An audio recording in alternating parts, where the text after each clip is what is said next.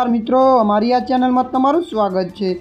મિત્રો, રાજ્યના મોટાભાગના વિસ્તારોમાં ધોધમાર વરસાદ વરસી રહ્યો છે, ત્યારે દક્ષિણ મધ્ય ઉત્તર ગુજરાત સહિત સૌરાષ્ટ્ર અનેક વિસ્તારોમાં ભારેથી અતિભારે વરસાદના પગલે નદી નાળા છલકાયા છે અને અમુક વિસ્તારોમાં તો પૂર જેવી સ્થિતિનું નિર્માણ પામ્યું છે। જ્યારે હવામાન વિભાગ દ્વારા અગાઉ 31 ઓગસ્ટ સુધી ભારેથી અતિભારે વરસાદની આગાહી કરવામાં આવી છે, ત્યારે વડોદરા શહેરમાં વહેલી સવારથી બપોરના 4 વાગ્યા સુધીમાં 10 ઇંચ કરતાં વધારે વરસાદ ખાબકાયો છે, જેમાં વડોદરા શહેરના અનેક વિસ્તારોમાં પાણી ભરાતા લોકોને હાલાકીનો સામનો કરવો પડી રહ્યો છે।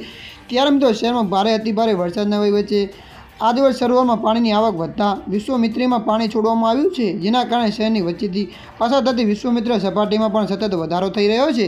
ત્યારે મિત્રો, મળતી માહિતી અનુસાર તમને જણાવી દઈએ કે શહેરના મોટાભાગના વિસ્તારોમાં પાણી ભરાયો છે। ત્યારે વડોદરા ડીઓ દ્વારા આવતીકાલે 28 ઓગસ્ટ સુધી પૂરની પરિસ્થિતિને ધ્યાન રાખી વડોદરાની તમામ સ્કૂલોમાં રજા જાહેર કરવામાં આવી છે। ત્યારે મિત્રો, હાલ માટે આટલું। મળીશું નવા અપડેટ સાથે। જો વિડીયો તમને પસંદ આવે, લાઇક, શેર અને સબસ્ક્રાઈબ કરી નાખજો। ધન્યવાદ।